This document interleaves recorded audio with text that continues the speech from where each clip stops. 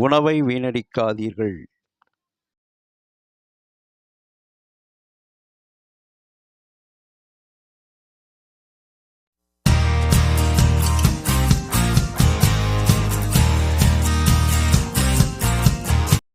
Hi viewers and subscribers. நம்ம tea கடையிலலாம் இந்த பொட்டலத்தில் பார்த்தீங்கன்னா நம்ம பக்கோடா வாங்கி சாப்பிடுவோம். அந்த டீ கடை இந்த கிராமப்புறங்கள்லாம் இது டீ கடைகளில் இருக்கும். நல்ல மொறுமொறுன்னு இருக்கும். இந்த மாதிரி பக்கோடா நம்ம செய்ய போகிறோம் இப்போது. அதுக்கு முன்னாடி எங்கள் சேனலை நீங்கள் சப்ஸ்கிரைபர் பண்ணிக்கோங்க. இந்த பொட்டலத்தில் இருக்க பக்கோடா பார்த்திங்கன்னா அப்படியே மொறுமொறுப்பாகவே இருக்கும். இது செய்கிறதுக்கு நம்ம ஒரு 1/4 கிலோ கிட்ட கடலை மாவு எடுத்துக்கிறோம்.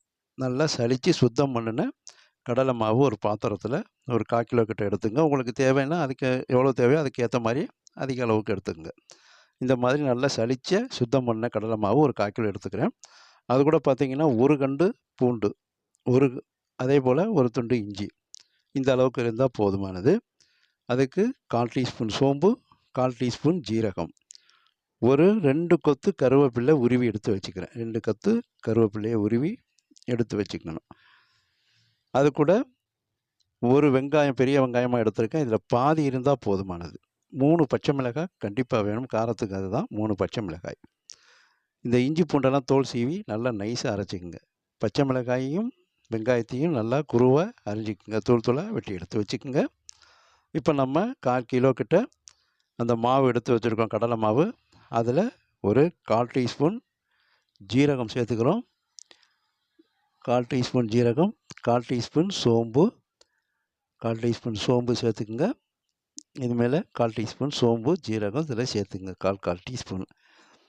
அது கூட நம்ம நறுக்கி வச்சுருக்கக்கூடிய பச்சை மிளகாய் நம்ம நறுக்கின பச்சை மிளகாய் சேர்த்துங்க. பச்சை மிளகாய் சேர்த்த பிறகு நறுக்கின வெங்காயத்தை சேர்த்துங்க.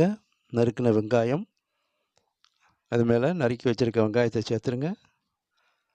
வெங்காயத்தை சேர்த்த பிறகு இஞ்சி பூண்டு பேஸ்ட், அரைச்சி வச்சுருக்க இஞ்சி பூண்டு பேஸ்ட்டு சேர்த்துக்குங்க. இஞ்சி பூண்டு பேஸ்ட்டு சேர்த்துக்கிறோம்.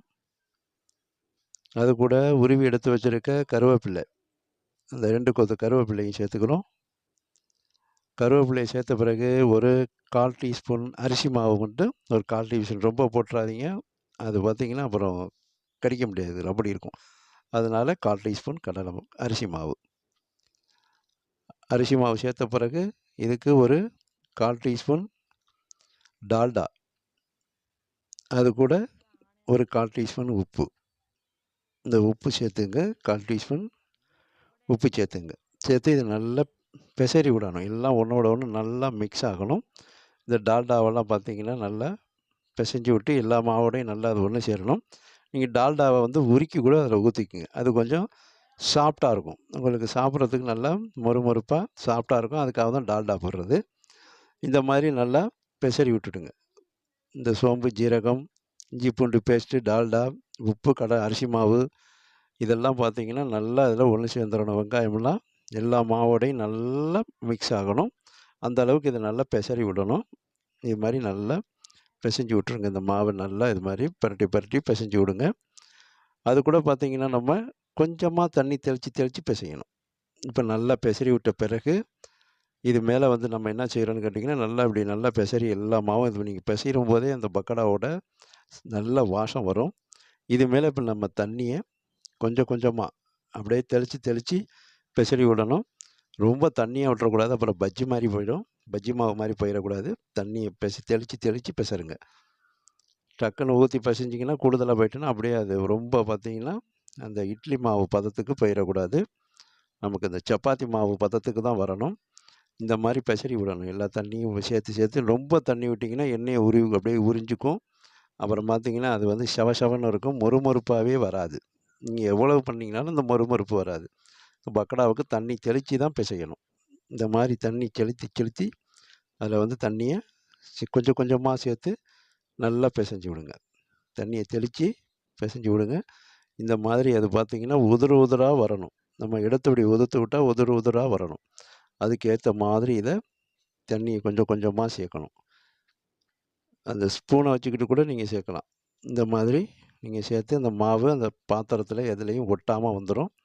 அந்த அளவுக்கு நல்லா சாஃப்டாக அந்த மாவை பிசைஞ்சிக்குங்க. மாவு பிசைஞ்ச பிறகு அதை எடுத்து உதுத்து விட்டிங்கன்னா அப்படியே உதிரணும். நம்ம இப்படி உதுத்தா உதிரணும். அந்த மாதிரி இருக்கணும். கிள்ளி விட்டால் கிள்ளி விடணும். அந்த அளவுக்கு இந்த மாவு கிள்ளி விடுற அளவுக்கு சாப்பிட்டா இந்த மாதிரி உதுத்து விட்டால் உதிரணும். அப்படி இருந்தால் தான் நமக்கு பக்கோடா கிளியராக வரும். இல்லைன்னா நமக்கு பார்த்திங்கன்னா பக்கோடா அப்படி போட்டோன்னா முறுமுறுப்பாக இருக்கும். அப்புறம் பார்த்திங்கன்னா செவத்து போயிடும். அப்படியே செவன்னு ஆகிடும். இந்த எண்ணெயை உறிஞ்சிக்கும். தண்ணி ரொம்ப விட்டுறக்கூடாது. இந்த பக்கோடா பார்த்திங்கன்னா டீ கடையில் அப்படியே பார்த்திங்கன்னா இருக்கும். அப்படியே மொறுமொறுன்னே இருக்கும். சில இடத்துல கடிக்க கூட முடியாது. அந்த அளவுக்கு மொறுமொறுப்பாக இருக்கும். இது பார்த்திங்கன்னா அவ்வளோ டேஸ்ட்டாகவும் இருக்கும். நல்ல நறுமணமாகவும் இருக்கும். இப்போ ஒரு 1/2 மணி நேரம் அதை விட்டுடுறோம். நம்ம ஒரு அகலமான கடாயை அடுப்பில் வச்சு அடுப்பை பற்ற வச்சுக்கிறோம். பற்ற வச்சு கடாய் சூடு வந்தோடனே எண்ணெய் ஊற்றிக்கிறோம். 1 லிட்டர் எண்ணெய் ஊற்றி எண்ணெய் சூடு வந்த பிறகு இந்த பக்கோடாவை எடுத்து அப்படியே கிள்ளி விட்றோம். அதில் இந்த மாதிரி கிள்ளி விட்டிங்கன்னா அற்புதமாக பொரிஞ்சு செவந்து வரும். நமக்கு அப்படி அற்புதமாக பொரிஞ்சு செவந்து வரும்போது சூப்பராக நமக்கு பக்கோடா ரெடி ஆயிரும். அந்த டீ கடை பக்கோடா ஸ்கூலுக்கெல்லாம் வந்து பார்த்துட்டிங்கன்னா நீங்கள் அந்த ஸ்நாக்ஸ் பாக்ஸில் இது செஞ்சு வச்சு கொடுக்கலாம். ஆஃபீஸுக்கு ஸ்நாக்ஸ் பாக்ஸில் வச்சு கொடுக்கலாம். டீ டைமில் சாப்பிட்டுக்குவாங்க. அதுபோல் பார்த்திங்கன்னா ரோட்டு கடைகளில் இந்த மாதிரி பக்கோடா போட்டு வியாபாரம் பண்ணலாம். டீ கடைகள்லேயும் போட்டு வியாபாரம் பண்ணலாம். ஒரு ஃபங்க்ஷன்னா கூட நீங்கள் இந்த மாதிரி பக்கோடா ஒரு காஃபி டீ இதுகளோட இந்த பக்கோடா வைக்கலாம். இவ்வளோ சூப்பராக செய்யக்கூடிய ஒரு ஈஸி மெத்தட் இந்த பக்கோடா. அப்படியே பார்த்திங்கன்னா மொறுமொறுன்னே இருக்கும். அது கொஞ்சம் கூட வந்து பார்த்திங்கன்னா அந்த செவத்து போன தன்மையே வராது. இந்த பக்கோடாவுக்கு பொட்டலம் போட்டு வச்சுருப்பாங்க. இந்த மொறுமொறுப்பான இந்த பக்கோடா கிராமப்புறங்கள்லாம் இது ரொம்ப பார்த்திங்கன்னா டீ கடையில் ஹைலைட்டாக இருக்கும். ஒரு டீயும் இதுன்னு தான் சாப்பிடுவாங்க. இப்போ நமக்கு சூப்பராக இதை வந்து பார்த்திங்கன்னா பொரித்து எடுத்துக்கிட்டு இருக்கோம். இதை வந்து தீஞ்சு போயிடாமல் இருக்கிறதுக்கு நல்லா அப்படியே கிளக்கி விட்டுக்கிட்டே இருக்கணும். கிளறி விட்டுக்கிட்டே இருக்கணும். அது இந்த மாதிரி கிளறி விட்டு அது நல்லா ஸ்லோ ஃப்ளேமில் வச்சுக்கணும். ரொம்ப ஹை ஃப்ளேமில் வச்சிங்கன்னா மேலே வந்து தீஞ்சு போயிடும். மாவு கருத்து போயிடும். உள்ளே வேகாது. அப்படியே பொரியாமல் இருக்கும். அதனால் ஸ்லோ ஃப்ளேமில் வச்சு மீடியமான ஃப்ளேமில் வச்சு அப்படியே இதை வந்து நல்லா பொரித்து எடுக்கணும். இதுதான் இதில் பொரித்து எடுக்கிறது மட்டும்தான் வேலை. பாக்கியெல்லாம் ரொம்ப ஈஸியாக வந்துடும். செய்கிறதுக்கு ஒரு டீ போடுற டயத்துக்குள்ளே செஞ்சிடலாம். இப்போ நமக்கு அற்புதமாக செவந்து சூப்பராக நமக்கு அந்த பக்கோடா வந்துடுச்சு. இந்த டீ கடை பொட்டலம் பக்கோடா அற்புதமாக வந்துடுச்சு. அந்த கருவேப்பிலையெல்லாம் பொரிஞ்சு வெங்காயம்லாம் நல்லா பார்த்திங்கன்னா பொரிஞ்சு பச்சை மிளகாயெல்லாம் பொரிஞ்சு அற்புதமான டேஸ்ட்டில் நறுமணத்தோடு இருக்கும்.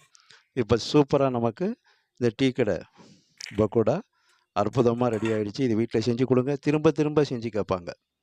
ஒரு டீ போடுற டயத்துக்குள்ளே நீங்கள் உடனே ஒரு ஸ்நாக்ஸ் மாதிரி இப்படி ரெடி பண்ணிடலாம். சாயங்கால நேரத்தில் காலை டயத்தில் இந்த மாதிரி டீ கடை பக்கோடா செஞ்சு நீங்கள் சாப்பிட்டு பாருங்கள்.